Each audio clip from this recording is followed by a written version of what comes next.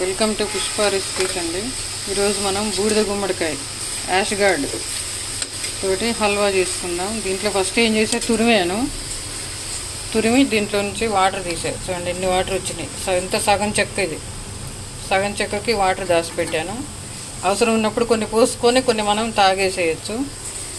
ఇప్పుడు దీంట్లో అంత నెయ్యి వేసా, చారడు నెయ్యి వేసి ఫ్రై చేస్తున్నా. కాస్త వేగిన తర్వాత ఏంటంటే అందరూ నెయ్యి వేసి చేస్తే నేను చక్కెర వేసి చేస్తే నేను బెల్లం వేసి చేస్తున్నా.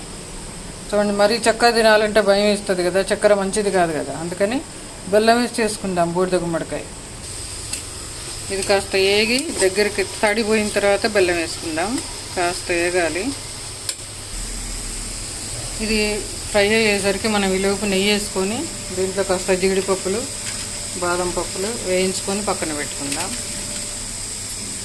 ఇదండి గుప్పెడేస్తాను.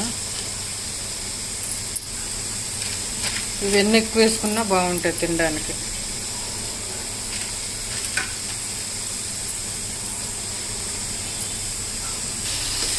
చూడండి, ఇది మధ్య మధ్యలో కలుపుతూ ఉండాలి అడగంటకుండా.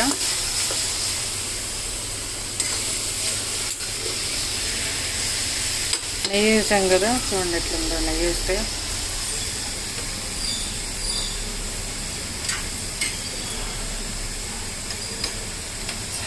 ఈలోపు వేయించి పక్కన పెట్టేస్తున్నాం.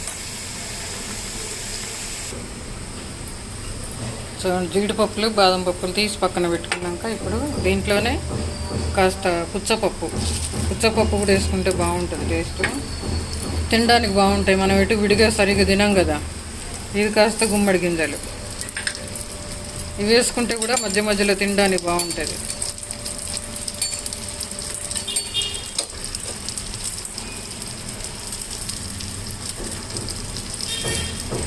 లైట్గా గోధుమ కలర్ వచ్చే వరకు వేయించుకుంటే చాలు.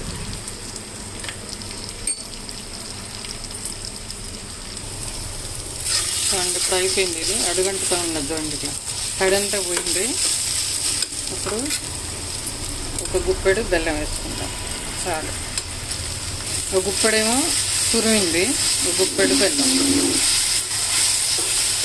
చక్కెరతోటి ఎక్కువ తినొద్దు కదా, బెల్లం అయితే కాస్త మంచిది. అందుకని బెల్లం వేసుకొని పాకం రాగానే తీసేసుకున్నాం. సిమ్లో పెడితే నెమ్మదిగా. ఒక గుప్పెడేమో తురిమింది, ఒక గుప్పెడు బెల్లం, అంతే.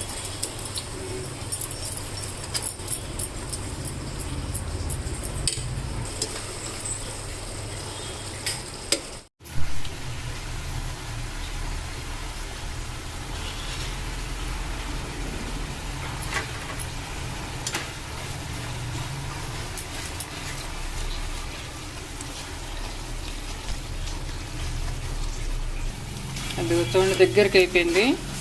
ఈ దగ్గరికి అయింది కదా. చూడు, ఇప్పుడు అతుక్కోవట్లేదు కదా బాండీకి. ఇది నాన్ స్టిక్ బండికి కాదు. చూడండి, ఇప్పుడు ఇవన్నీ దీంట్లో కలిపేసుకుంటాం.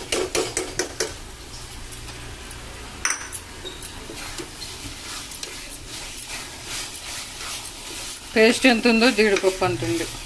అన్నీ వేసుకున్నాం. చూడండి, బాగుంది. దీన్ని ప్లేట్లో పోసేసుకుందాం.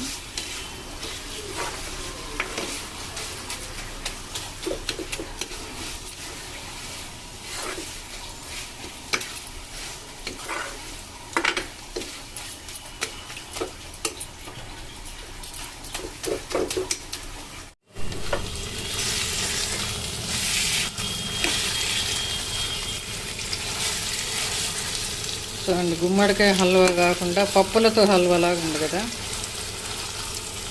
ఎన్ని గింజలు వేసుకుంటే భలేగుండే కదా.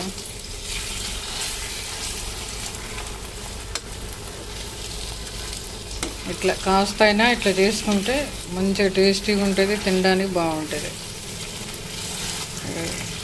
ఇది పప్పుల హల్వా లాగా ఉంటుంది. అన్నీ వేసా. చూడండి, గుమ్మడి గింజలు, పుచ్చ గింజలు, జీడిపప్పులు, బాదం పప్పులు ఏవైనా వేసుకోవచ్చు మనం. ఇది ఇట్లా ఉడికితే కాస్త గట్టి పడుతుంది మనకి. ప్లేట్లో పోసుకోగానే చెక్కలాగా వచ్చేస్తుంది. ఇట్లా కాస్త గట్టిగా ఉడకాలి. ఇవి చాలామంది నాన్ స్టిక్లో చేస్తారు, నాన్ స్టిక్లో చేయక్కర్లేదు. చూడండి ఇట్లా మందపాటిది ఇటువంటి బాండీలో చేసుకున్నా మనకి అడుగు అంటది. అదిగో అట్లా నెయ్యి చూడండి ఎట్లా తేలుతుందో. నాన్ స్టిక్ అంటే ఎప్పుడో మనకి మాడిపోద్ది అని అనుకునే ఐటెము అప్పుడు నాన్ స్టిక్ చేసుకోవాలి. ఎక్కువ ఇటువంటి మందపాటి బాండీలలో చేసుకుంటే బాగుంటుంది.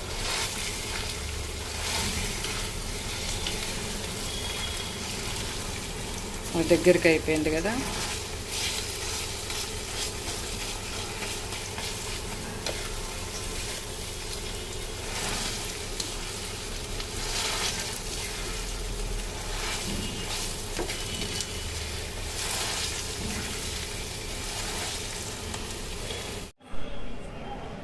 ఇది చూడండి, ఇది పాకం బాగా ముదిరిన తర్వాత తీసి ఇట్లా ప్లేట్లో పోసుకుంటే మనం చల్లారిన తర్వాత కట్ చేసుకోవచ్చు.